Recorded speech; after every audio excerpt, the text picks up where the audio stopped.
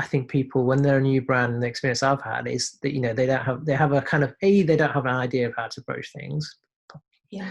B, they have a lack of resources. You're often a founder, or you might have someone else in the team, but you're not necessarily marketers or strategists. So you're kind of going about things in a slightly different way. And so the key thing really is to establish, in terms of establishing your brand, you need to establish what your story is. Mm. Um, and therefore, off the back of that, you need to be able to articulate that story really well.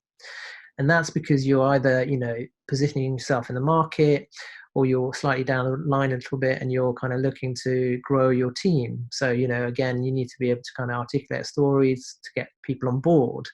And so, because you need to have a leap of faith to kind of join a company which is very small, for example, so you need to convince the right people to come on board. So I think understanding, knowing, and really articulating your brand story is a key thing. And that's what I've learned recently, working with some startups, where the CEO is struggling to get that story out.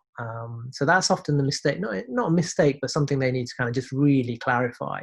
Mm. People often have lots of taglines and lots of kind of positionings, and you're many things to many people, and I think after a while the message gets a bit diluted. So Yeah. I think that would be something I'd say, is to really clarify that, go back to what we talked about in terms of what problems you're trying to solve for the customer and how you want to solve those, and what kind of white space you're kind of taking up in that market.